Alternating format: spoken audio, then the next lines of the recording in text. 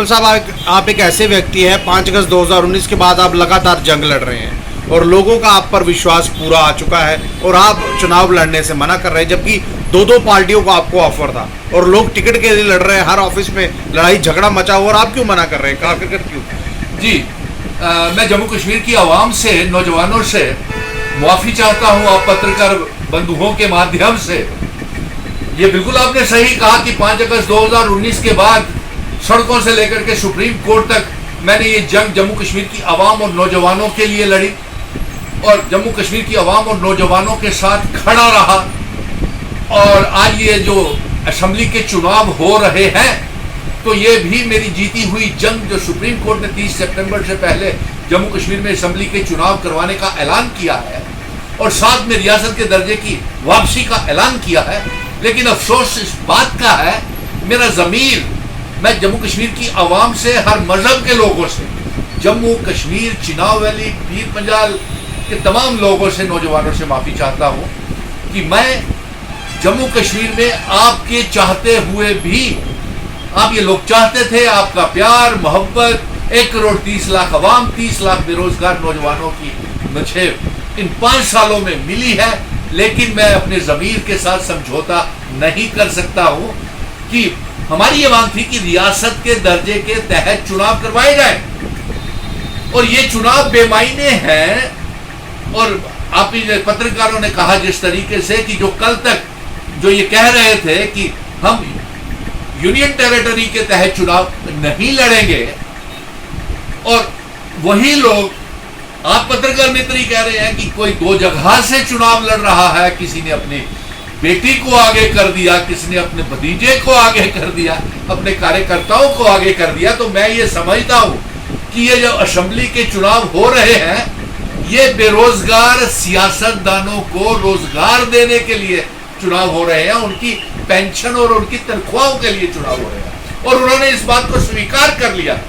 मैंने जो इनकार किया है, आपने बिल्कुल सही कहा पत्रकार मित्रों ने, कि मुझे पार्टीज की ऑफर थी, है, स्टैंडिंग है,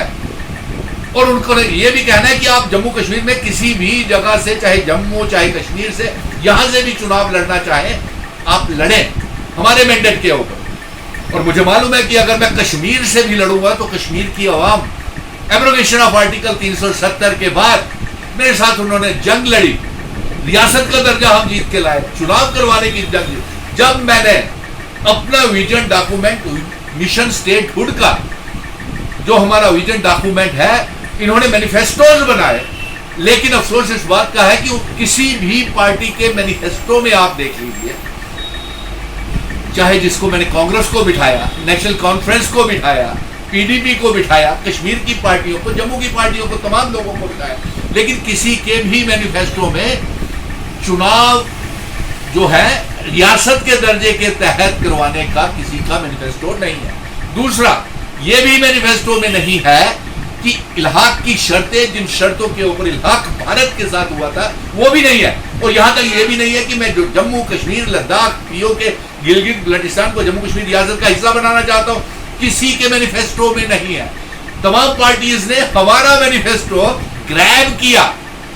जिनके ऊपर सुनील डिम्पल पिछले 5 सालों से Darbar move, recharge meter, prepaid meter, अपने पावर प्रोजेक्ट्स वापस लेने की मांग, अपने रेत, बजरी, पहाड़, बेरोजगारी के लेकर 30 लाख बेरोजगार लोगों के जंग को लेकर के, आप पत्रकार मित्रों ने बिल्कुल सही कहा कि मैंने 100 दिन के अपना एजेंडा भी दे दिया था कि जितने बेरोजगार daily Vaser, PHE, PDD, PWD के डेली वेजर, रहबरे खेल, जंगलात, सेहत, एसपीओ, विलेज डिफेंस कमेटीज के मेंबर हैं, national youth corps, immediate paid worker, इन पॉलिटिकल पार्टियों को तो मालूम भी नहीं होगा कि कितने बेरोजगार नौजवान हैं, लेकिन इन्होंने उनको 100 दिन के लिए पक्का करने के लिए मेरी बात एजेंडे में नहीं रखी। दूसरा, ये भी नहीं रखा इन्होंने एजेंडे में कि हम अपने पावर प्रोजेक्ट्स वापस लाएं। मैं प्रीपेड और रिचार्ज मीटर के खिलाफ, सड़कों के ऊपर भारी बिलों के खिलाफ जंग लड़ता रहा। सुनील डिम्पल की जंग से इन्होंने सीखा कुछ, और अपने मैनिफेस्टो में पार्टियों ने 200 यूनिट बिजली फ्री करने की, अरे भाई पहले हम पावर प्रोजेक्ट अपने वापस चाहते हैं, मैं तमाम पॉलिटिकल पार्टीज को कह दूं, और फिर हम फैसला करेंगे, जम्मू कश्मीर की आवाम फैसला करेगी कि मुफ्त में बिजली देनी है या 200 यूनिट फ्री देनी है। अरे हम जो सरकार होती है वो तमाम जम्मू कश्मीर की 1 करोड़ 30 लाख आवाम के लिए होती है, तो वो 200 यूनिट दे करके अपने बच्चों को भूखा मारना चाहती है क्या? ये फंडे जो है ना, ये जा करके किसी और को दिखाना जो सुनील डिम्पल इसके आगे नहीं चलेगा। और मैं ठोकर मारता हूं ऐसी विधानसभा की असेंबली को जिसमें मुझे एलजी को हमारे चीफ सेक्रेटरी जाकर के चाय का कप पिलाएंगे। जी साहब, वो बेल बजाएगा अंदर से,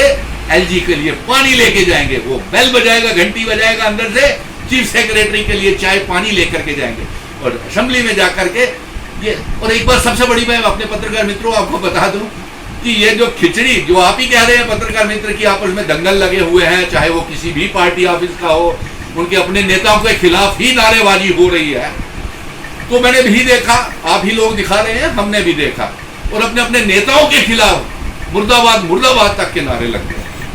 पार्टियों ने अपने दफ्तरों में पत्रकारों का आना बैन कर दिया है, ये भी सुनने में आ रहा है। तो लेकिन मैं आपको यह हकीकत बता दूं, एक फ्रैक्चर्ड मैंडेट के तहत किसी की भी बहुमत की सरकार नहीं बनेगी।